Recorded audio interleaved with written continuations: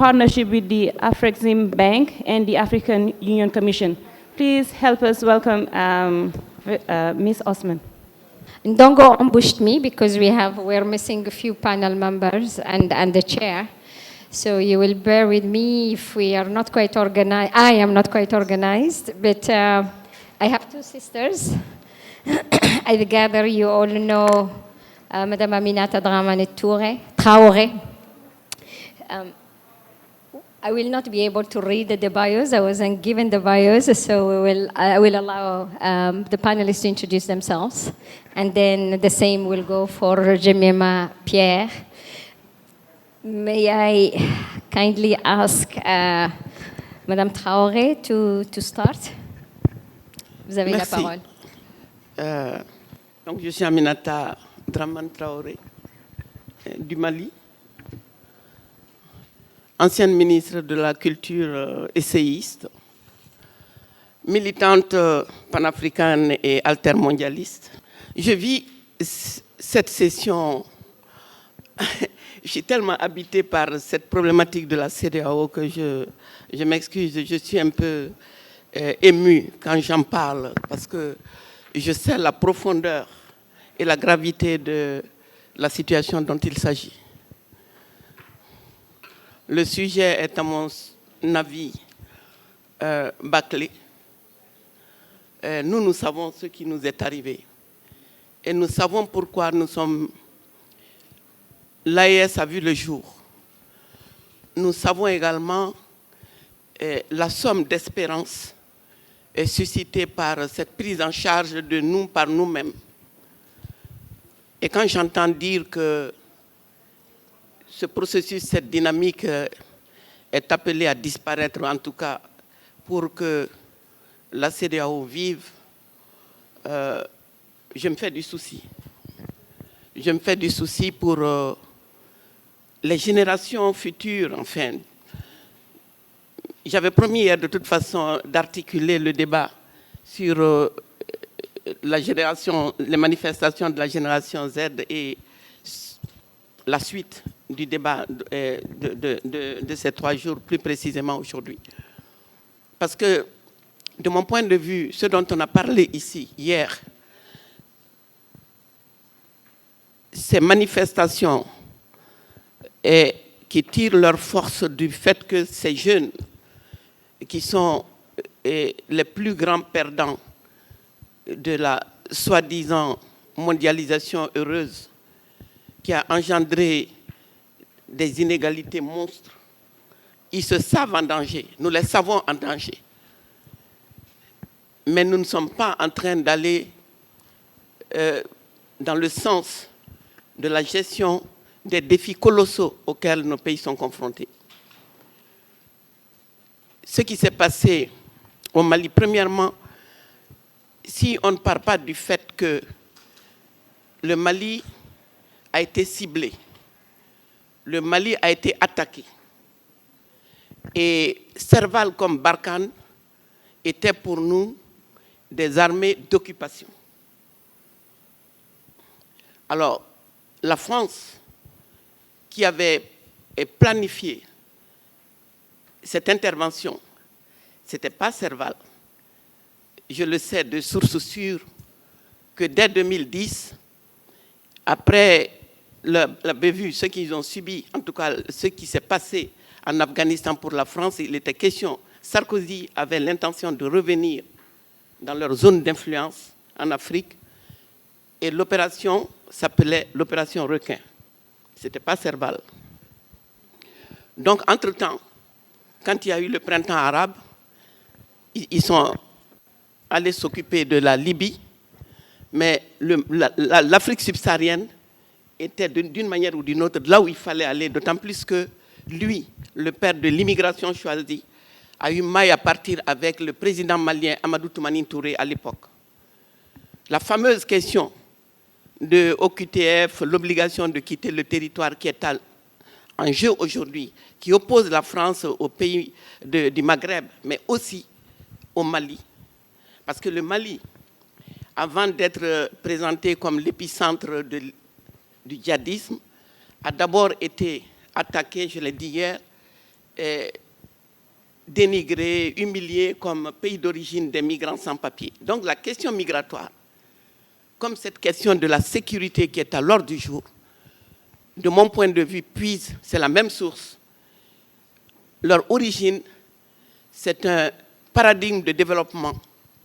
Le développement, les politiques néolibérales mises en œuvre à partir de la décennie 80, considérées, comme on l'a dit hier, comme la décennie perdue du développement, les programmes d'ajustement structurel de la décennie 90 ont ouvert des plaies purulentes à tous les niveaux, y compris dans les zones du nord du Mali, qui avaient déjà souffert des grandes sécheresses des années 70 et des années 80. Donc c'était une région déjà en difficulté, mais qui allait être soumise aux politiques, aux programmes d'ajustement structurel. Parce que quand on décide de dégraisser le mammouth, c'est-à-dire l'État, quand on exige des États sahéliens de ne pas faire face à la demande sociale, mais de restructurer les économies, disons, de privatiser les services sociaux, c'est une violence à l'endroit de toutes ces communautés qui n'ont rien demandé à personne, qui, de toute façon, comme en zone urbaine, allaient faire face à la demande de cette jeunesse. Les écoles, les soins de santé, tout est devenu difficile à partir de la décennie 90. Et ce qui s'est passé chez nous, le lien avec la génération Z, le mouvement social qui a fait basculer le régime militaire du général Moussa Traoré, était essentiellement composé de gens qui n'avaient plus d'emploi, qui étaient désespérés, mais surtout, comme je l'ai dit hier, de cette nouvelle catégorie sociale à l'époque qu'on appelle les jeunes diplômés sans emploi. C'était toute une armée de jeunes déçus. Il en existait partout, il en existe partout. À l'époque, la Banque mondiale, donc, qui menait tout ça de main de maître, a cru devoir, immédiatement après la chute du régime de Moussa et la naissance du mouvement démocratique, je mets entre guillemets, je sais pourquoi, qu'est-ce que la Banque mondiale a trouvé comme remède? Des programmes de création de travaux, des travaux dits à haute intensité de main-d'œuvre. AGETIP Mali, il y a eu AGETIP Mali. Les Sénégalais se souviennent, il y avait AGETIP Sénégal. Mais comme par hasard, ça doit vous parler, les deux pays de l'AES qui sont aujourd'hui présentés comme, je ne sais pas si, c'est comme si ça vient de nulle part. Mais l'AES a une histoire. Donc les trois pays de l'AES, nous on a eu droit à Mali. Au Burkina, c'était Faso Bara. Il y a eu Nigetif Niger. Et le Bénin aussi a eu le même programme. Ça s'est soldé par, disons, ils ont ouvert des chantiers partout, passation de marché. Il fallait, soi-disant, former la jeunesse africaine à tout ça, se familiariser avec le fonctionnement du marché. Donc on était dans le marché, malgré nous, sans en savoir les enjeux, les tenants et les aboutissants. Mais donc, on était obligé de fonctionner dans ce système-là. C'était... Donc, il fallait s'attendre à ce que ceux qui viennent de l'intérieur du pays vers Bamako, en tout cas vers les grandes villes, se projettent, vont vers l'extérieur. Et les flux migratoires, ce qu'on appelle les flux migratoires, ont été alimentés par ce système. On n'en parle pas. Donc, ensuite, quand on nous a annoncé que François Hollande, qui va aujourd'hui d'un plateau de télé à l'autre pour dire que s'il n'était pas intervenu au Mali à la demande des Maliens, donc comme je l'ai dit, personne ne lui a rien demandé, puisqu'il est dans les contradictions, il a écrit dans son propre livre que c'est lui qui a décidé tout seul d'aller au Mali. Mais n'empêche qu'ils aiment bien dire, et partout les médias mainstream, que le Mali a demandé, on a perdu plus de 50 soldats, donc on a oublié de dire merci, vous l'avez entendu. Donc, on est ingrat. Et donc, si aujourd'hui, ils se plaisent à dire sans arrêt que Bamako va tomber, Bamako est tombé, la chute de Bamako qui revient sans arrêt, Cette rhétorique était déjà à l'œuvre quand ils ont commencé, quand ils ont attaqué. Ils ont déclaré partout de toute façon que s'ils n'étaient pas intervenus à l'époque au Mali, Bamako allait tomber. Bamako n'est pas tombé. Donc ça ne leur déplairait pas que Bamako tombe maintenant. Et pour que cela arrive, cette histoire de crise du carburant a été provoquée. Donc, a été provoquée d'autant plus que le général Lecointre l'a dit, et un autre général, récemment, ils reviennent là-dessus, sans état d'âme, sans embâche. Il faut qu'on retourne. Si on ne retourne pas, et l'Afrique est devenue une menace. L'Afrique est devenue une menace. Donc, c'est pour cette raison que la question de l'intégration africaine est une question d'une extrême... C'est très important. Et ceux qui nous ont précédés ont parlé de la nécessité d'un dialogue. Mais moi, je souhaite que ce soit un dialogue exigeant, rigoureux. Un dialogue qui donne la parole non seulement aux protagonistes, à ceux qui sont en situation, mais aussi qui intègre cette dimension dont on ne débat pas, c'est-à-dire le socle idéologique qui doit présider à la transformation de nos sociétés et à cette sortie de crise. Je ne peux pas comprendre qu'à la faveur des bouleversements qui ont lieu en ce moment en Occident et de par le monde, aller sur les plateaux de télévision, sur YouTube, il n'y a que des débats sur le capitalisme. Personne n'a peur de le nommer là-bas. Mais voici la région du monde où de l'esclavage à ce jour, ils ont puisé, nous nous interdisons d'en parler.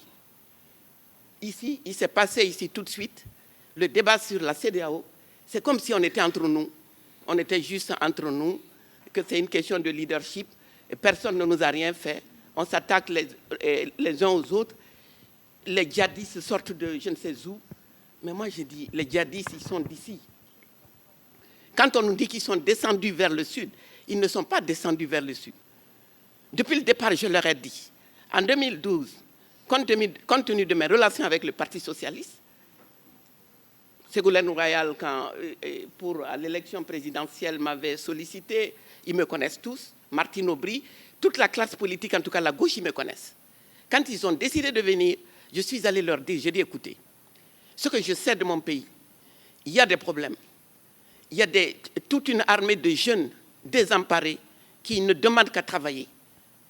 Traitons d'abord la question de l'économie, le modèle économique. Qu'est-ce qui va nous permettre de vivre décemment, de donner un sens à leur existence dans leur pays? Traitons cette question. Et c'est cette question qui était au cœur du mouvement altermondialiste. Dakar est le lieu. On est venu ici combien de fois? Demba, ils sont tous là, tous ses camarades.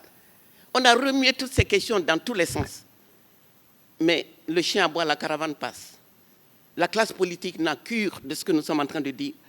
Parce que c'est la loi du capital. Ils ont besoin de financement.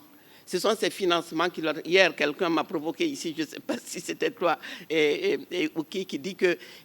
Quelle relation nous allons entretenir? Bon, les intellectuels, en tout cas, ceux qui sont dans cette bataille, nous sommes nombreux ici, et les politiques, la classe politique. Que faire pour être audible? Parce que, quelque part, on le sait. Hier, on a parlé du panafricanisme, tout le combat, l'histoire du panafricanisme. Si nous considérons l'histoire de la libération de nos pays, les luttes d'indépendance, mais les gens, il y avait quand même des appartenances idéologiques, on s'affrontait sur certains terrains, des projets de société. Comment on a perdu ce courage politique aujourd'hui de faire une distinction entre un parti et un autre? Qu'est-ce qui justifie le fait que nous ayons 300 partis politiques? 300 partis politiques, sans socle idéologique. Un système électoral qui nous a été imposé à la boule. Relisez le discours de Mitterrand, oui, c'est François Mitterrand, mais il est clair. Il a dit, c'est comme ça qu'il faut faire. Et si vous ne le faites pas, vous n'aurez pas droit à l'aide au développement. Donc nous nous sommes engouffrés dans ça. Et le Mali s'est présenté, est devenu le meilleur élève de la démocratie libérale dans la sous-région. Notre président de l'époque allait d'un pays à l'autre, moindre coup d'État, c'est lui qui montait au créneau pour dénoncer la dictature. Donc nous nous sommes trouvés dans cette situation et sans jamais traiter les vrais problèmes, parce que les projets AGETIP, tous ces AGETIP-là ont donné lieu à une sorte de foisonnement d'initiatives, un pont par-ci, une route par-là, chaussée par-là. Donc c'est ce bilan que nos démocrates ont présenté comme une transformation de nature à résoudre les problèmes qui étaient posés. Mais ce qu'on a constaté, et le fait qu'aujourd'hui nous soyons si nombreux à dire que nous ne disons pas que la démocratie n'est pas une exigence, n'est pas une réalité. Mais écoutez-nous, nous sommes en train de vous parler de ce que nous avons vécu, de ce que nous savons de votre démocratie. C'est cette démocratie qui pose problème. Parce que de ce processus est née toute une génération de milliardaires. Il y a des gens, nous sommes de la même génération, mais je ne peux pas comprendre qu'il y ait des gens immensément riches. Mais vous ne pouvez pas vous imaginer. Donc, pendant ce temps, l'immense majorité, les 1% dont on parle là-bas au nord, nous les avons dans nos pays. Une minorité de gens, et parfois qui n'ont investi dans rien du tout, ils sont allés en politique. Ils vont aux affaires, au sens propre et au sens figuré du terme, ils vont aux affaires, ils s'enrichissent. Alors ce qui fait que les jeunes qui se battent, qui se font tuer, aujourd'hui c'est la Gen 7, mais avant c'était chez nous.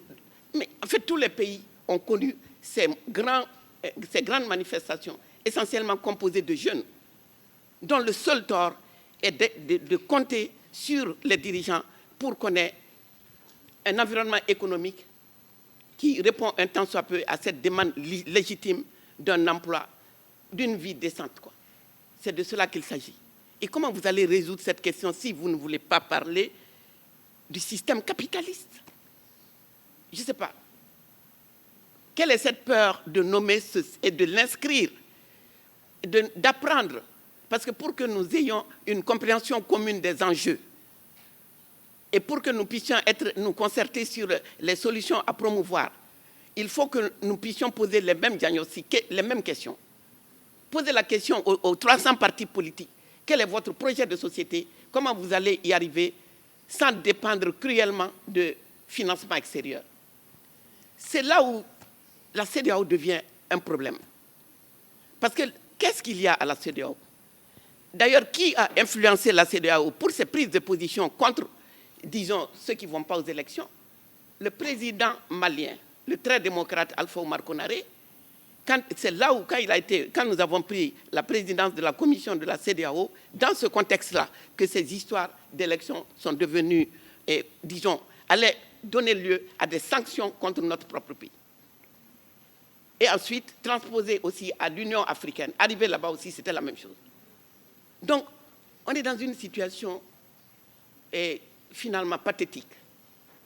Le continent le plus pillé, qui compte, disons, la population la plus jeune, est un continent immensément riche, qui pourrait être à l'abri de tant de problèmes, se trouve là, en train de tourner autour du pot, parce qu'il y a des élites qui ne veulent pas crever l'abcès. L'abcès, c'est que chacun veut s'enrichir.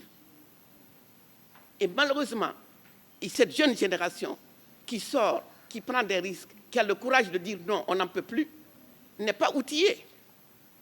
N'est pas outillée. C'est ça, je crois que le défi majeur aujourd'hui, c'est de savoir qu'est-ce qu'on va faire pour aller vite. Ils sont les plus nombreux. Ce sont eux, ils sont ciblés. Ils sont d'autant plus ciblés qu'on considère que le problème, c'est eux et les femmes, leurs mères, au ventre si fécond. Parce que c'est la démographie qui leur pose problème aujourd'hui. Trop de Noirs, surtout trop de jeunes Noirs.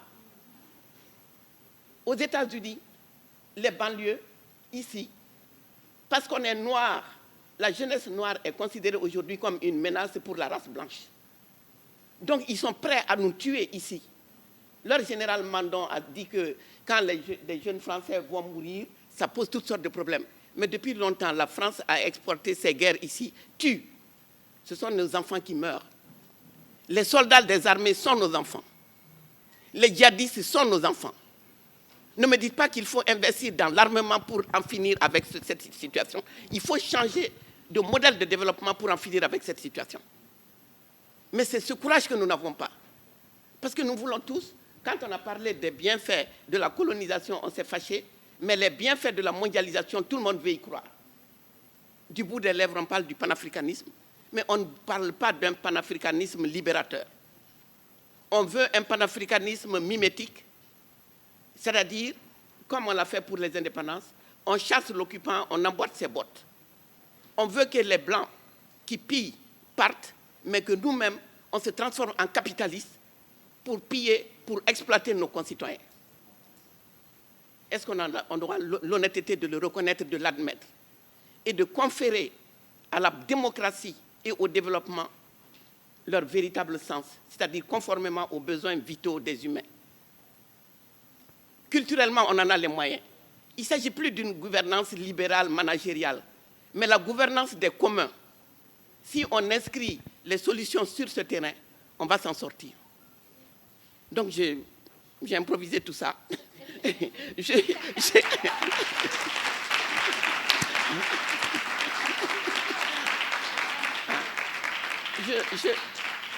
vais juste dire à ma sœur Samia que Papa Nkrumah a eu raison, 1000 fois raison. L'Afrique doit s'unir ou périr. Parce qu'aujourd'hui, ils sont prêts à tout. Nous dresser les uns contre les autres. Et, comme je l'ai dit hier, ne pas oublier de faire savoir à leur propre peuple qu'on leur ment. On leur ment à propos de l'Afrique. Et que là-bas, les difficultés auxquelles ils sont confrontés, là-bas, c'est ça qu'on nous a infligé depuis toujours. C'est à ce prix qu'on peut aller vers le désarmement et vers la paix. Parce que chronologiquement, d'abord ceux qui parlent des militaires, je ne vais pas m'attarder là-dessus. La CEDEAO a été créée par des militaires. La CEDEAO a été créée en 1975 dans un contexte où l'économie était déjà en difficulté. Donc, lorsque la question des prix des matières premières était posée, y compris à la Côte d'Ivoire, et dans ce même contexte, les années 80, les chefs d'État africains se sont réunis, se sont rendus à Lagos. Ils voulaient sortir, j'ai 2 minutes, le plan d'action de Lagos. Ils ont rédigé le plan d'action de Lagos. La Banque mondiale n'a pas trouvé mieux que de le mettre à la poubelle, Taoufik, et on nous a servi l'agenda qui était justement le programme d'ajustement structurel. Je crois que si nous ne tenons pas compte de ce background, historiquement parlant, politiquement parlant, et intégrer le fait qu'il y a une dimension, le traitement de l'Afrique subsaharienne, c'est toute l'Afrique, mais un sort particulier est réservé à l'Afrique noire. Ne jamais l'oublier. Je vous remercie.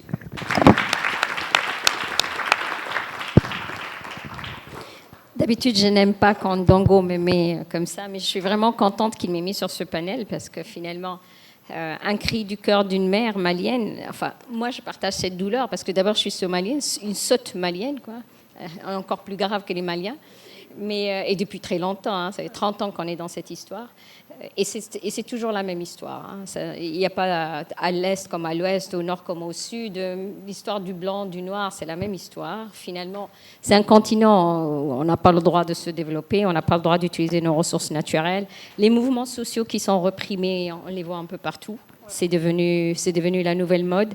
Mais l'histoire de l'AES est pour certains d'entre nous, et j'en fais partie, une histoire sur le droit d'autodétermination. Qu'on le veuille ou non, quelque part, il y a eu une illégalité, une décision politique illégale, communautaire, qui a donné une... Voilà, maintenant, comment on revient de ça, c'est maintenant pour qu'on n'aille plus jusque-là, à ce niveau-là de l'illégalité. Vous avez parlé, Madame Traoré, de l'enrichissement.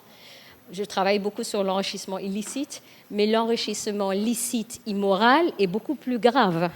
Et je crois que quand on parle de la CEDEAO, c'est ça, c'est devenu une zone qui facilite cette histoire-là, l'enrichissement licite, moral, militaire ou pas. Voilà, on est dans beaucoup de... Il n'y a pas que le mimétisme, il y a énormément de... Alors, vous me dites 300 partis politiques au Mali. Ben, plus. Renseignez-vous sur les autres pays. Renseignez-vous sur les autres pays. Je ne sais pas, je crois que...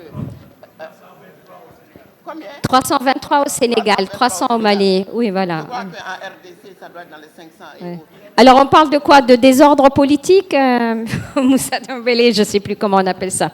Bon, mais la démocratisation ou les processus démocratiques, les transitions démocratiques d'un régime militaire à un régime civil, c'est ce qu'on cherchait, hein, et qui a raté au Soudan. C'est aller jusqu'en enfer. Hein. Quand on rate, c'est grave. Hein. À la limite, autant laisser les militaires, parce que quand on force les choses, on a vu ce que ça a donné au Soudan. Vraiment, c'est très grave. Et on a plein d'exemples de forcer les militaires à sortir. Quand on n'a pas les moyens de gérer ça, c'est la Libye, c'est le Soudan, c'est la Somalie, donc il faut laisser ça. Maintenant, dans l'autre sens, d'un régime militaire à des régimes civils vers les régimes militaires, qui ne tuent personne, que les populations applaudissent. Comment on gère ça, voilà. C'est pour ça que le panel de tout à l'heure, c'était très important. Et ce genre de dialogue franc, et donc je suis très contente que vous appeliez à des dialogues ouverts, francs, absolument. Il faut qu'on soit exigeant, très honnête, et qu'on touche à tout ce qui fait mal. Hein. C'est de ça qu'il s'agit.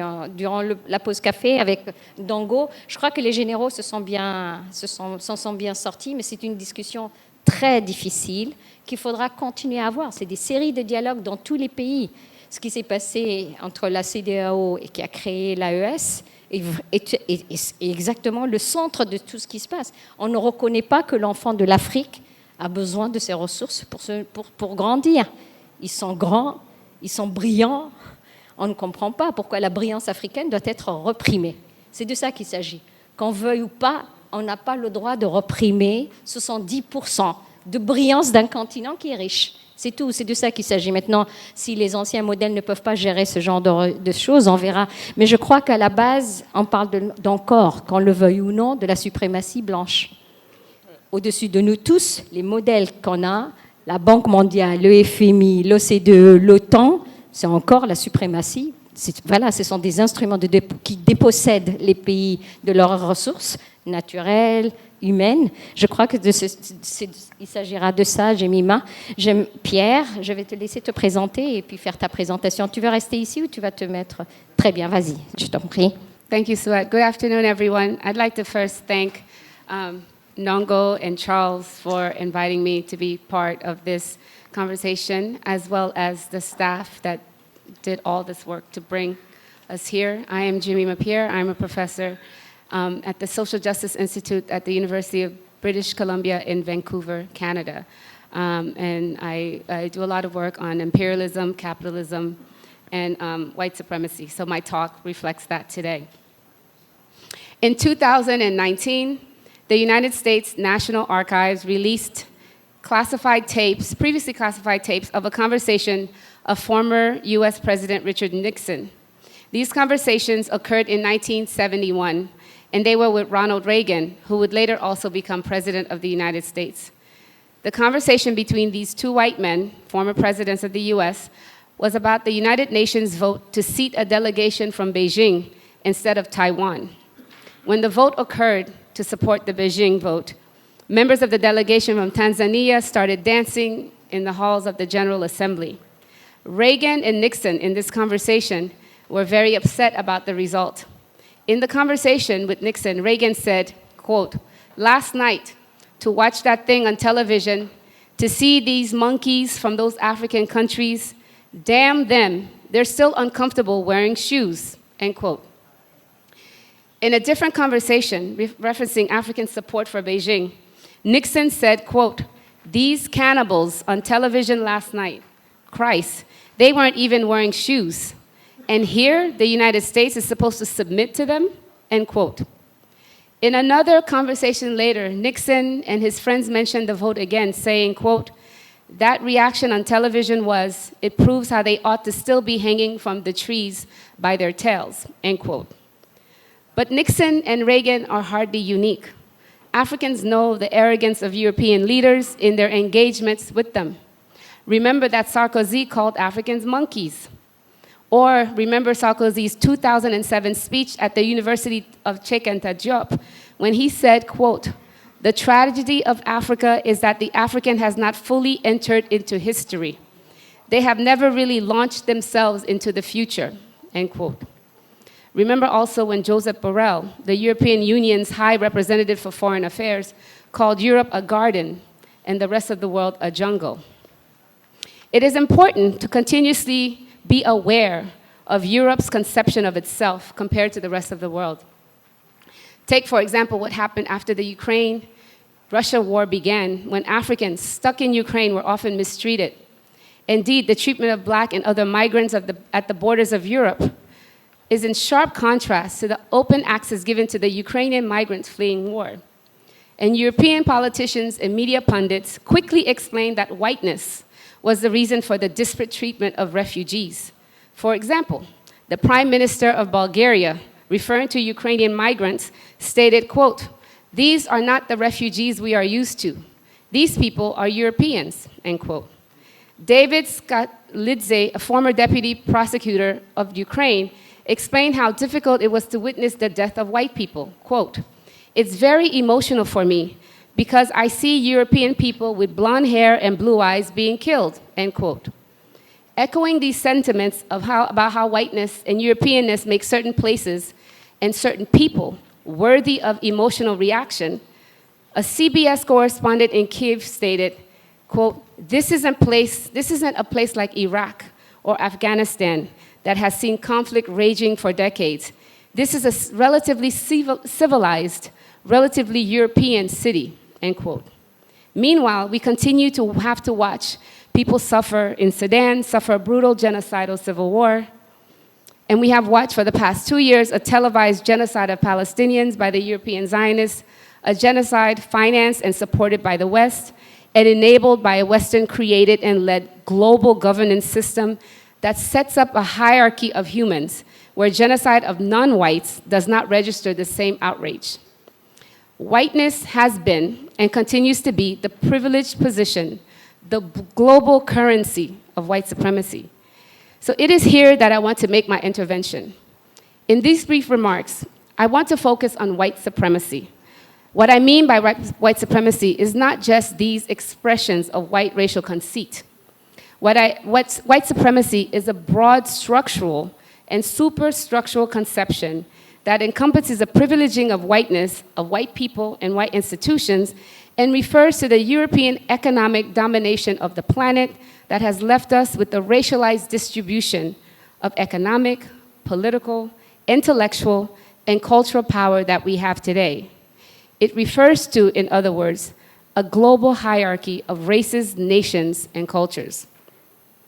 Indeed, my argument is that to push for Pan-Africanism and to have discussions of regional and continental integration of a new multipolar world, we must attend to, we must map, we must delineate this broad global system of white supremacy, a system in which there is an entrenched set of ideas and practices that reinforce how white superiority and white entitlement are foundational elements to global relations of power.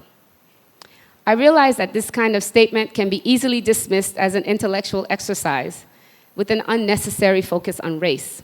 It can be dismissed with claims that in the post-colonial moment, we have moved past the time of brute racial prejudice, that our global South countries have been decolonized and have self-determination and are now responsible for their own institutions and supposed practices of, quote, bad governance. The concept of white supremacy also conjures up well-known and specific historical examples. For example, Jim Crow segregation laws in the US, the apartheid system in South Africa, the Aryan theories and violence perpetuated by Hitler's Nazi party. These all serve as standard references to white supremacy. But it was the emergence of Western racial science in the early 19th century that promulgated the idea of white racial superiority and non-white racial inferiority, that provided the ideological and intellectual scaffolding for the enactment and justification of the brutalities of European expansion and military and political domination of the world.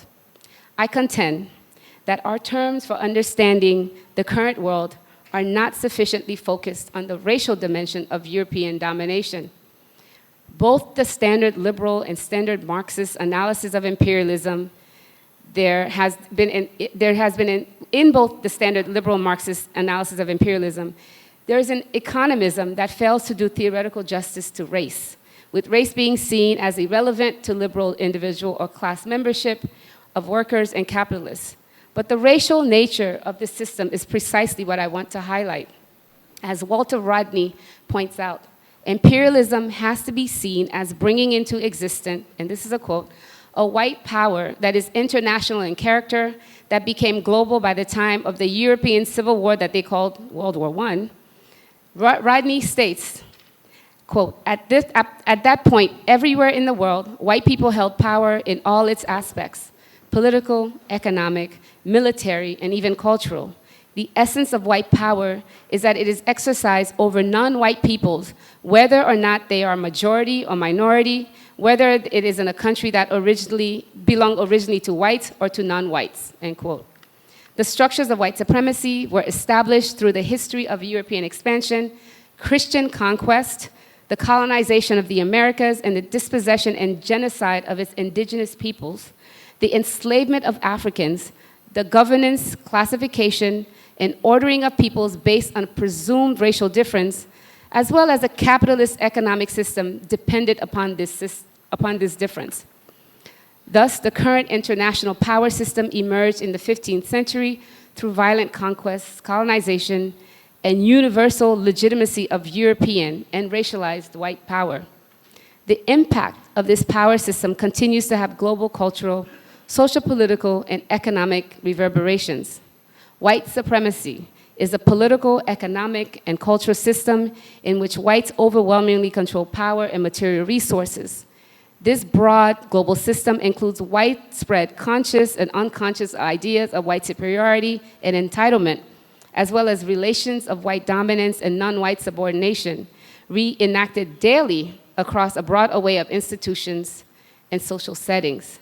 For example, the so-called third world nations are part of a global economy that is dominated by white capital and white international lending institutions, as well as Western intellectual, political, and juridical traditions and practices structured as white, ensuring the position of non-white populations of the world at the bottom of all social, economic, and political hierarchies. To examine white supremacy is thus to point to the presumed power and privilege of whiteness, and to analyze how whiteness is structured in and through our institutions, our disciplinary theories and methods, our everyday relations, as well as through global economic and political processes that are always racial. The point is to be explicit in naming whiteness as the clear power position, but in naming whiteness and analyzing white supremacy, it is just as important to stress the dominant role of those people racialized as white in creating the material realities of inequality, racial oppression, hierarchies, interpretations, white imposed community norms, scientific and medical characterizations, education and occupational segregation, the racial images and ideologies of the media, the popular culture, and the science that assure the continuation of privilege and power. It is to understand how Reverend Martin Luther King once reminded us the doctrine of white supremacy is embedded in every textbook, preached in practically every pulpit, and is part of the global culture. At the same time, and in keeping with sociologist W.E.B. Du Bois, white supremacy means the complete domination of the world by Europe. No clearer example of this than the current convocation of international law. Conceived at the height of European colonial power, it is the framework through which decisions are made about who is considered human, or white, and therefore sheltered under the umbrella of international law, and who isn't considered human, the non-whites, who are not worthy to be considered under international law. In academia, our entire intellectual, theoretical, methodological, and epistemological edifice is shaped by Western monopoly, not only over knowledge production, but also politics and economics. That is, who has access to resources, who gets to study and become experts of racialized others, and who gets to be present in certain rooms for certain conversations. Understanding how our ways of learning and thinking continue to be structured through white supremacist frameworks has consequences for all of us. For instance, it is not uncommon today to hear about the inadequacies of contemporary forms of African governance, the dysfunction of African politics, or the distrust of states and governments. Yet, the push for African solutions continue to be reformulated and recalibrated, or recalibrated Western ideologies and institutions, which work actually to continue to center and privilege white ways of knowing. This necessarily placed the West as the final arbiter of international morality and the guardian of normativity. It not only presumes that the West retains valuable experiences in democracy, pluralism, and tolerance, it also assumes that the West possesses the key to the salvation of Africa. It must be said that it is the entrenchment of global white supremacy that allows the world to put aside Europe's 500-year brutal history of genocide, enslavement, and colonization to make its peoples the trustees of international morality and executors of universal standards. Until we dismantle our current ways of knowing, it will be difficult to understand that our notions of political rationality, of reason, of governance, of scholarship are adopted Western ones, created by Europeans in the context of conquest, imperialism, and colonialism. This is white supremacy. Our conception of the world is shaped by this white supremacy, which justify continued power and political control, in which the formerly colonized is compelled to play down or challenge its own indigenous ways of understanding the world, to accept the blessing of Westerners and Western institutions. Our Pan-African ancestors understood the similarities of experience of global African populations, experiences forged through enslavement, colonization, and the racist construction of Africans as subhuman. I would argue that in the wake of flag independence, many have forgotten or refused to use that this white supremacy, refused to see that this white supremacy continues to exist today, more entrenched than we acknowledge. In this context, how can we possibly imagine a future of Pan-Africanism that does not include the destruction of global white supremacy? To anti-colonialists and early Pan-Africanism, the quest for decolonization was predicated upon dismantling the cultural, political, economic, and military structures and institutions established by the colonizers. This remains the main task today. Thank you.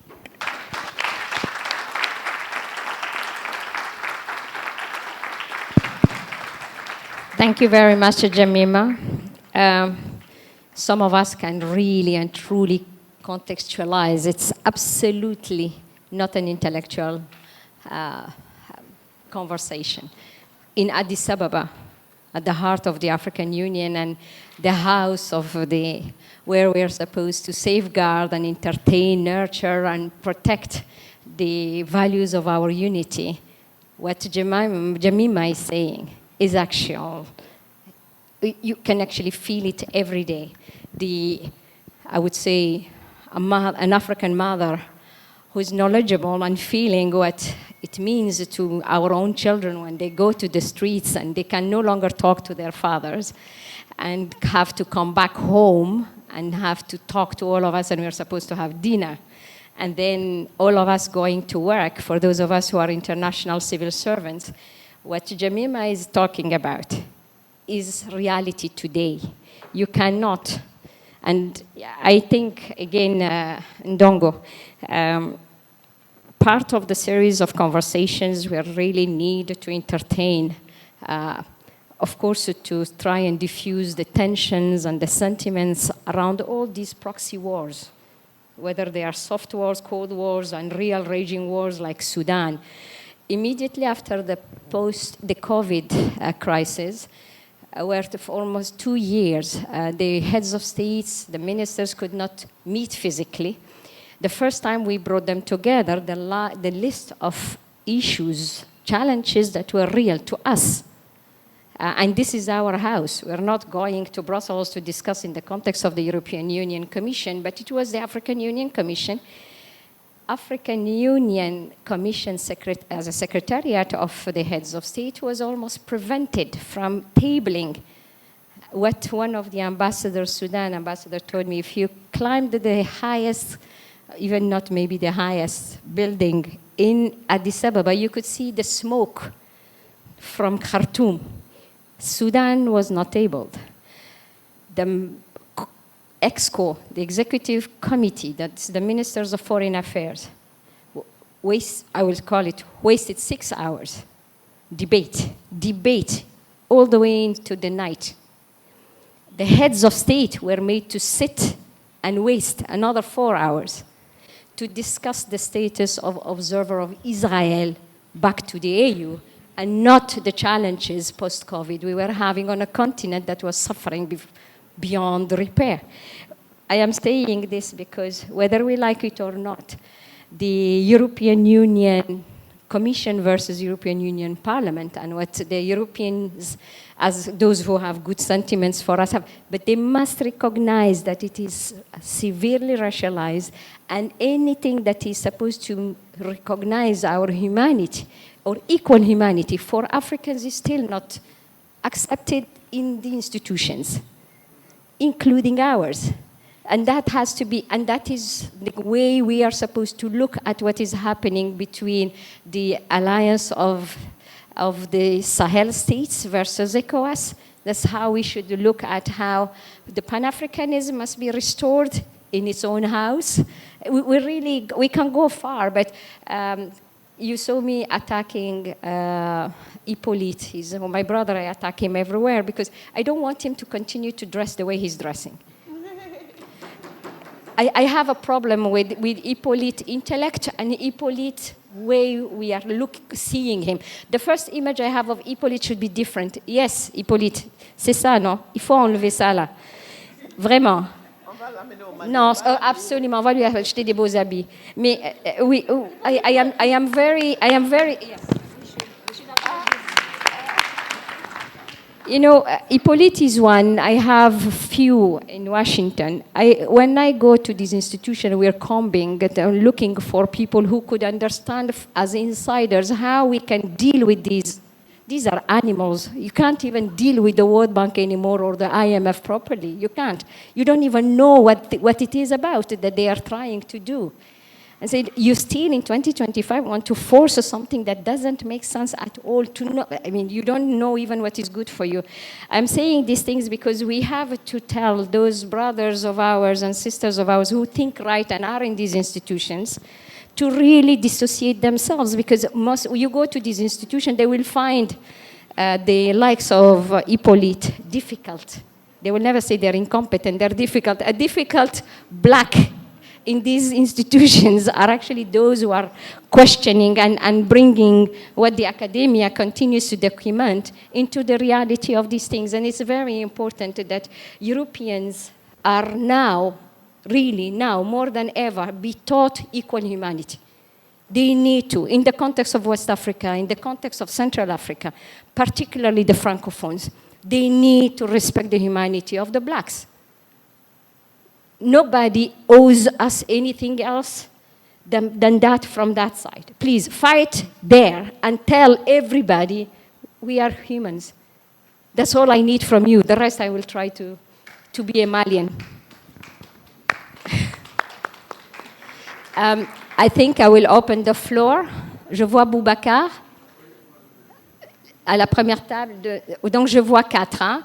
And so it will be 1, 2, 3, and 4 in that order. Please introduce 5. Please introduce yourself. We'll start with Boubacar. Je commence par la CEDEAO. On a entendu et on entend toujours, et ça c'est un paradoxe, que la CEDEAO est, je veux dire, la communauté régionale la plus avancée. Ça, je crois que même ce matin, on l'a dit. Alors, il y a un proverbe qui dit qu'au pays des aveugles, les borgnes sont rois. Donc, Aminata, je voudrais bien qu'on revienne sur ce. Est-ce que la CEDEAO est la meilleure? Et donc, si elle est la meilleure et on a ces problèmes, et l'Afrique est foutue. Ça, c'est la première. La deuxième chose, c'est que pourquoi la CEDEAO est capitale? Et d'ailleurs, à mon avis, si elle se restructure, doit être la plus forte. Pourquoi? C'est la région qui est en face, mais de l'Amérique latine et l'Amérique centrale, si on veut. C'est la région qui vient après le Maghreb. Et j'ajouterai que c'est la région qui a abrité un pays le plus puissant. Moi, je suis professeur d'histoire très ancienne. il y a un pays qu'on appelait le pays d'Agisimba. C'est dans les sources. Ce pays est un peu avant Ghana, un peu avant le Mali. Les textes européens disent que c'est le pays le plus puissant en Afrique noire. Ce pays d'Agisimba. Bon, je ne reviens pas là-dessus parce que si ça intéresse beaucoup de gens, on peut... Vous avez dit que vous alliez être bref. Oui, hein, oui, mais je vais être bref parce que la conclusion, c'est que les Européens ont parlé de suprématie blanche, n'ont respecté que les empires puissants. L'empire du Mali, si vous voyez dans les cartes, quand vous voyez l'empire d'Aksum, quand vous voyez l'Égypte, les gens ne respectent que ceux qui sont forts. Or, je trouve qu'à l'Afrique de l'Ouest, on a un problème. L'Afrique de l'Ouest, à mon avis, ça ne s'arrête pas au Sénégal, au Mali, au pays actuel. L'Afrique historique, ça va jusqu'au Soudan. Jusqu'au Soudan, c'est cette entité-là qui a existé.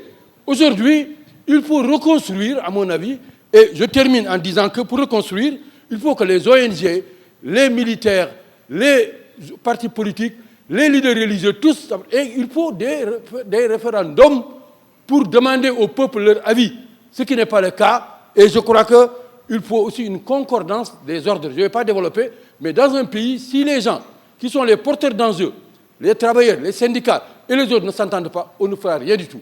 Je vous remercie. Merci beaucoup, Boubacar.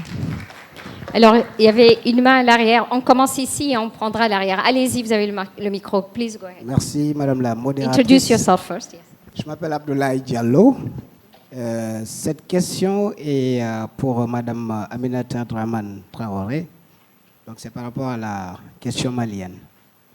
Nous savons tous que la France, comme l'Occident, donc voilà, la France est au cœur, dans la tête et dans le ventre du problème du Mali, on le sait. Et dans votre allocution, vous avez parlé de l'aspect racial, du racisme, comme elle en a fait aussi état. Et ce racisme a deux visages, à mon sens. Il y a le racisme de l'Européen vers l'Africain, mais aussi il y a le racisme interafricain. Donc ma question, c'est quelle est votre lecture de la question raciale dans le problème malien? Okay, the second question is for the other presenter, Pierre, Madame Pierre. You talked about racism as well. And I would like to know what is being done in your side of the world, in Canada, to sort of, shift the paradigm to the advantage of Africans. For me, it's good that racism is the underpinning of all these international interactions. It's good because it should be a source of motivation. Merci beaucoup. Il y avait une main à l'arrière. Oui, allez-y. Introduisez-vous aussi. Merci beaucoup. Je suis Mahamadou Diouara du Mali. Je suis président de l'Union des jeunes pour la paix et la nation africaine. Alors, je voudrais intervenir sur deux points essentiellement. Le premier, bien entendu, c'est sur la question de la CEDEAO versus AES sous le prisme de l'intégration africaine et les défis liés à la sécurité. Premièrement, ce que j'aimerais dire, c'est que l'avènement de l'AES est le résultat concret du déficit d'intégration, de gouvernance et de démocratie au sein de la CEDEAO. Et ne pas prendre cela en compte, ne pas comprendre cela, c'est s'empêcher systématiquement de donner à la CEDEAO tout sens qui vaille et tout avenir qui puisse être durable. Parce que, pour se rappeler les choses de façon concrète, la CEDEAO a elle-même excellé dans une gouvernance en dehors de ses propres textes. La question que je m'en vais poser, si on établit qu'il faut un retour à la communauté pour apporter des solutions, comment une communauté qui n'est pas capable elle-même de respecter ses engagements, de financer ses propres initiatives, qui s'est montrée incapable de mobiliser 2,5 milliards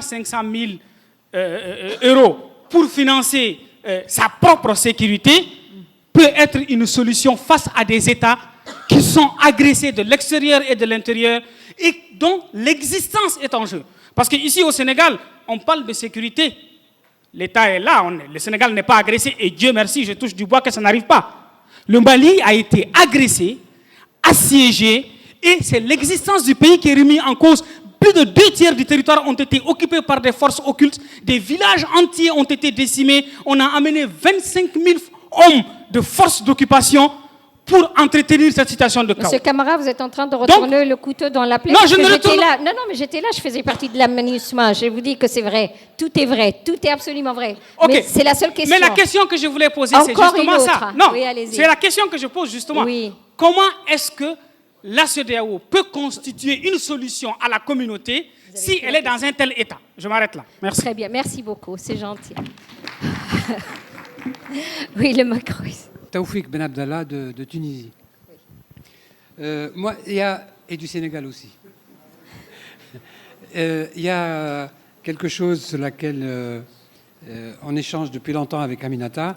Elle l'a juste évoqué, mais il me semble que ça mérite d'être un peu plus approfondi ici.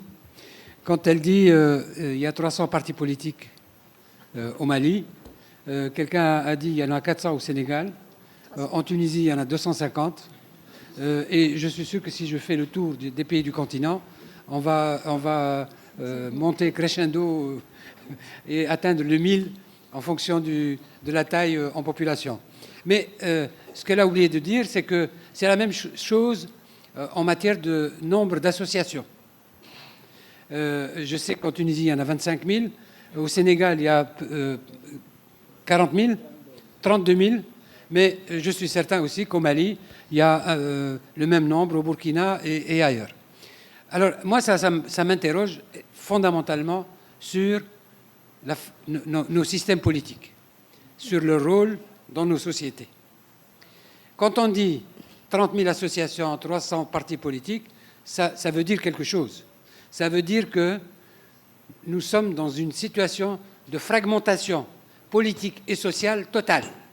Et nous sommes incapables, avec cette fragmentation, de formuler de vrais projets de société, de vrais projets qui transforment nos sociétés et de la cohésion entre nous. Mais que ça, c'est venu comment, cette fragmentation? Et ce nombre... Alors, Monsieur Taoufik, vous allez me donner la question, non? Oui. On est d'accord, Oui, oui, parce oui. que le commentaire, on est d'accord. Très bien, allez-y. Et cette fragmentation Oui. est venue comment? Elle est venue dès les années 80, quand on a décidé de faire de l'ajustement structurel, quand on a décidé de généraliser les politiques néolibérales, et on a vu le nombre de partis augmenter et le nombre d'associations exploser. C'est comme si on applique aux politiques les mêmes règles qu'on applique au marché. Exactement. Du néolibéralisme en matière politique. C'est les mêmes règles de concurrence, de compétition, comme si le politique est devenu non pas le moyen de générer des projets de société, une manière de construire la collectivité, une manière de gérer la cité, comme disent les anciens, et un moyen d'accéder au pouvoir, aux ressources et aux gâteaux. Et on a transformé le champ politique en marché à l'image de nos économies et de nos sociétés. C'est un peu ça que je voulais faire. Merci, merci Monsieur Taoufik. Horace, ici, le micro à Horace, s'il vous plaît. Et après, attendez, hein, on a encore quelques minutes. No, here. Let us do it in an orderly manner, and then we will open the next round if we have time. Go ahead. Good. I want to thank the panelists for a very instructive panel. And my sister from Mali, I want to say that it is very important that we name France as a terrorist state and France as a basis of the jihadists in the region. And so we did not name France in this conference, but this is the cause of terrorism. And we must expose the French ruling class and the French military so that if we can separate the French people who oppose jihadism, then they cannot come to Africa to say they're fighting jihadists when they are the jihadists. For my sister, I have 2 points about white supremacy, because this is a conference of economists. And as economists, they do not usually discuss issues of racial capitalism. So it is very important for our brothers and sisters here that this question of racial capitalism is brought to the fore. But there are 2 points that when you develop the paper, you could elaborate on. Because the work of Ed Baptiste, The Half Has Never Been Told, that centralizes white supremacy in the development of US capitalism and the genocide against the First Nation peoples. The first point that he made is of violence as a factor of production in the development of capitalism and the development of white supremacy. That the constituent element of white supremacy is violence against the First Nation people and black people. And to the extent that some of our brothers and sisters who are non-white internalize that, that's a problem. The second point which he raised, which your colleague from the University of California raised, is a question of whiteness as property. And if we are dealing with an economic problem of property and property relations, and Africans are fighting over land, and we oppose white supremacy, what do we say about the property concept that we are using if we're opposing white supremacy? You know Cheryl Harris's work on whiteness as property. Thank you. Thank you very much. I will give you the floor for the 2 questions and then the rest. And I will ask if we can open another round. So, Jemima, African solutions to African problems, and then I think these economists, the genocide against the First Nation people and the land issues. Yeah,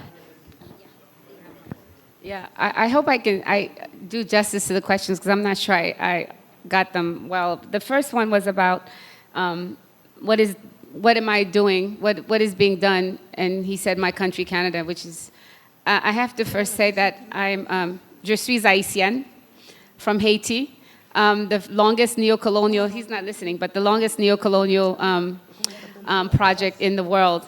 And so we have a very intimate relationship with white supremacy and imperialism and global white supremacy in particular. What's important to know is, you say it's good to understand, and I make a distinction between racism and white supremacy because I do think there's something to be said about naming whiteness as the power position. But it's one thing to say that this is working, it's another to really understand how it works. And I think the first thing that needs to be done to actually, when you go to the doctor, you can't get treatment unless the doctor diagnoses the problem. And I don't think the problem is being diagnosed properly. I think when we sit here, when we read, one of the things when you read the development literature in academia, there's always this talk about, the lack of good governance in Africa, corruption, which is like a racial stereotype, capacity building projects, all these things that describe Africans as lacking, right? And we accept that as a norm. We assume we take the language of the oppressors to describe African institutions without saying the same thing. When we think about Sarkozy, who's going to prison for corruption, we don't call the entire European institutions corrupt after 500 years of genocidal violence. We don't call them correct, but we're quick to dismiss Africans and so on. And then we use their metrics to talk about our systems. And so I think those kinds of things need to actually be pointed out and really delineated. We need to map out these things where it happens, the language we use in our writings, the way we understand each other, the inability for us to have conversations about ourselves that's not structured through other people's languages about us and how they see us. So that's the work I think that still needs to be done. And what we accept, right? And, we talk, for example, about African corrupt leaders and, in extraction, right? In mining and so on and so forth. And you're like, oh, these corrupt leaders. And we don't talk about the fact that the mining companies get away with only giving 5%, 3% of what they're getting. And we don't talk about that as corruption. We don't talk about capitalism as a particular kind of extremely corrupt and racialized system. And so I think that's the work that needs to be demarcated. That's the work that needs to be done. And we need to do it because that's the only way for us to move forward. We need to get out of the epistemological, moral, framework that's been shaped for us. And we cannot have self-determination without that. Even the notions of democracy, and I think Ndongo's work on that is very important. This idea that you have democracy because you have elections, even when your people are handpicked for you by the West, you have a military base down the street, and it's okay. Things like that. So I think that's important to think about, that the Western world structures our everyday experience. The other thing I wanted to say, I think you're right, Horace, racial capitalism is very important. I do think economists need to deal with race. And so it's just like people who talk about race need to deal with class. And I think one of the best person actually for me to think about racial capitalism is Peter Hudson, not Edward Baptiste, who's in this room right now.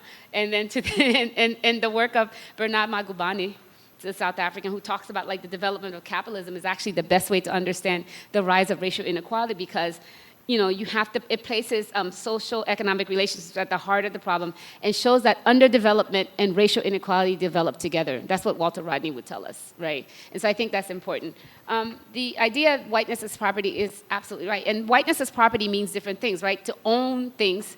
And you think about this, even in Gaza, it's about taking away the land. It's taking the property of the people. It's removing people from the land so that they can take it and claim it as theirs. And it's not theirs because they can burn down olive trees. It's not your land if you're burning down the land, right, to take it back. And so but whiteness as property is also white. The white identity is a particular kind of property. It gives you a particular kind of cachet. It allows you to travel all over the world to present when African brothers and sisters can't go anywhere. There's something about whiteness that gives you cachet, that gives it's personal property, but it's also taking a property. And I think those things actually definitely need to be talked about more. So I'll stop there. Thank you very much, Jamim, and thank you for establishing that corruption is not a black thing. It's not a disease of ours, it's imported, and the proceeds of corruption, we follow them in this so-called international justice system that is very racialized, and you will never recover what... We know where it ends anyways. So, Madame Aminata. OK. Bouba, je pense que quand on nous rabâche les oreilles avec le fait que, enfin, l'idée selon laquelle la CEDEAO est la communauté la plus aboutie, ça veut dire qu'on a du souci à se faire. Moi, je dis qu'il faut vraiment qu'on cesse de faire de la CEDEAO ce qu'elle n'est pas et ne pouvait être dans l'ordre unipolaire du monde. Elle est en mission. C'est l'un des rouages du système dans la sous-région. Et pensez, les gagnants, qui sont les gagnants de la CEDEAO? Vincent Bolloré. Pensez à la place de Vincent Bolloré dans l'économie sous-régionale. Moi, je dis, il y a certainement, je respecte Dangote, mais au G20, ils ont sorti un document sur les inégalités de richesse dans la sous-région. Je pense que ce travail de déconstruction auquel nous nous attelons ici doit nous amener à faire la liste de la création de la CEDEAO au retrait des 3 États. Quel est son bilan? Parce qu'il n'y a pas un seul pays des membres de cette communauté dont les jeunes n'émigrent pas. Ici au Sénégal, vous n'êtes pas en guerre, vous n'avez pas les mêmes problèmes que nous, mais l'épine dans le pied du gouvernement sénégalais, en tout cas l'un des soucis aujourd'hui, ce sont ces départs. Mais ceux de l'intérieur viennent ici, ils partent d'ici. Donc, la question, j'ai déjà parlé de ces AG-types, de ces NIG-types et tout, on nous a servi les mêmes solutions boiteuses. Donc, deuxième question, Abdoulaye, la France, l'aspect racial, mais c'est clair. Ça, c'est un secret pour personne. La France, en fait, divisée pour mieux régner, ça a consisté, dès l'indépendance du Mali, à dire à nos frères Touaregs, ne vous laissez pas dominer par Bamako, vos anciens esclaves. Et ça, c'est l'une des dimensions que nous devons gérer, que nous essayons de gérer. Nos frères Touaregs qui étaient en Libye, après, disons, l'assassinat de Kadhafi, grâce à Sarkozy et autres, on leur a dit, retournez au Mali, on va vous aider comme on a aidé le CNT. Donc la France a une part considérable de responsabilité dans cette affaire. Et ça, comme Horace l'a dit, moi je dis un terrorisme en cache un autre. Le terrorisme d'État, dont on ne parle pas assez, qu'il s'agisse des États-Unis ou de la France, et cache ce qu'on nous demande de combattre. Donc on résout le problème. Venir à bout de cette histoire, de ce fléau, passe nécessairement par la remise en question, mettre à plat, totalement à plat nos relations avec la France. Et les peuples de ces pays aujourd'hui doivent pouvoir nous entendre, parce que ce qui nous arrive leur arrive aussi. Et je voulais dire à ce sujet que c'est tellement cocasse. Jean-Yves Le Drian, je le cite, nous sommes aux côtés de la CEDEAO parce que nous sommes membres de cette institution. Oui. Jean-Yves Le Drian a dit ça en janvier 2022. Et ils étaient... Alors, il a également indiqué que la France, qui était à la présidente tournante de l'Union européenne, allait s'assurer que l'institution sanctionne le Mali. Et j'ai pris l'engagement de faire comprendre à l'UE d'appliquer les sanctions contre le Mali et nous allons suivre cela à la lettre. C'était vraiment une véritable coalition contre le Mali. Et de son côté, une certaine Emmanuelle Claudia a déclaré elle aussi que c'est à coup de pression et de sanctions que nous chasserons les généraux rebelles de Niamey. Je vous assure que oui, c'est... Donc, Horace, donc, j'ai répondu à c'est une contribution. Et Mamadou Diouara, je suis d'accord. Mais jusqu'à présent, on a eu ce débat au déjeuner. Il faut qu'on insiste davantage sur la question, le modèle économique. Le modèle économique. Moi, je ne crois pas à une gouvernance en dehors de la critique du système. Or, les bailleurs de fonds font partie du système et qui osent... Si vous voulez un financement, vous ferez mieux de choisir vos mots et de faire très attention. C'est pour cette raison qu'on est à la traîne dans cette affaire-là. On parle de la dépendance des États, mais malheureusement, nous dépendons tous des mêmes sources de financement. J'ai jeté un coup d'œil sur les bailleurs de fonds et de la CEDEAO. C'est exactement les mêmes que les bailleurs des États. Vous retrouvez au niveau de la CEDEAO les mêmes. Et donc, ils vont, c'est-à-dire qu'un à un, c'est boiteux. Alors, vous mettez 15 boiteux ensemble et ça donne la CEDEAO. Gardez le micro. Merci beaucoup. Donc, on a dépassé de 10 minutes. Il y a des questions brûlantes. Est-ce qu'on y va? On arrête? On conclut? On se donne 4 minutes de plus? D'accord. Bon, alors, on donne la parole. Il y a déjà quelqu'un qui a le micro. Allez-y. Bon, moi, je vais faire une contribution parce que j'ai travaillé sur ce problème et je l'ai abordé sur un autre angle, sur l'angle de la théorie des jeux, qui est une théorie mathématique économique. Bon, moi je pense que d'abord le vrai problème, c'est qu'on n'a pas de leadership. Et ça, beaucoup de personnes l'ont souligné à votre niveau. Et c'est parce qu'on n'a pas de leadership, il y a une absence de leadership qu'on en est arrivé là. C'est-à-dire que ce qui est arrivé n'aurait jamais dû arriver. Il y a un problème de leadership. Et donc, à mon avis, si jamais, je ne parle pas de la CEDEAO, mais la région voudrait passer à l'État régional, en fait, le problème avec le Mali, le Niger et le Burkina disparaîtrait s'il y avait un vrai leadership qui voudrait faire passer à l'État régional. Ça, c'est ce que je pense. Donc, il faut faire la différence entre ce qui se passe au niveau de la CEDEAO, entre la CEDEAO et l'AES, et la volonté d'aller vers l'État régional. D'autre part, pour terminer, je vais juste faire une petite contribution par rapport à la création de la force. Ce matin... Je m'excuse, oui, mais comme on a que 2 minutes. Voilà. En 1 minute, une question. Oui, voilà, parce que c'était un autre panel. Non, ce n'est pas une question. Allez-y. Ce que je voulais dire, c'est que le financement, il ne faut pas l'attendre d'ailleurs. Parce que normalement, si on établit les dépenses militaires correctement, le financement est inclus. Parce que, en fait, ce qu'il faut voir, à partir du moment où on cède une partie de la souveraineté à l'État régional, il y a une protection. Ce qui fait que les dépenses au niveau de chaque pays, il y a un pourcentage qui est sauvé. Et il y a un pourcentage de cotisation qui fait que la force est alimentée par nos propres finances. On n'attend pas des finances de l'extérieur. Je vous remercie. Merci beaucoup. Je crois que c'était la seule question. Il y a une question à cette table. 1 minute, hein, pour rester dans les temps. Voilà. Oui, la table là-bas, il y a le monsieur. Vous pouvez garder la main. Voilà. Bon, merci. Il se passe que moi, j'ai pratiqué aussi la CEDEAO. J'ai été député là-bas. Vous êtes là, vous nous laissez parler. Quand ils ne veulent pas que vous parlez, petit à petit, la lumière s'en va. Le groupe qui marche aussi, on vient vous dire à Abuja qu'il n'y a plus d'essence dans le groupe. Et vous ressortez à la lumière de vos lampes. Bon, c'est pour vous dire, ce n'est pas une institution si sérieuse. Elle n'est pas sérieuse du tout. Le siège même de l'Assemblée devrait être en Côte d'Ivoire. Mais est-ce qu'ils le font? Ils ne le font pas.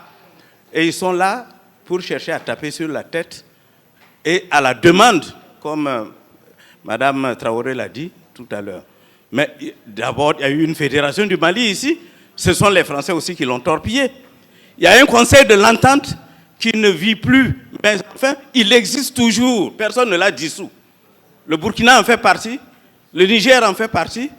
Mais qu'est-ce qu'on en fait? Est-ce qu'on a dit, ou dehors, on n'en parle pas? Mais je veux dire, est-ce qu'il n'y a pas d'autres États finalement qui cherchent à rejoindre l'AES? J'ai l'impression qu'il y a quelque chose qui se passe, mais laissons tranquillement les choses. Voilà, on va laisser ce qui doit être tranquille. Voilà. Vous avez absolument raison.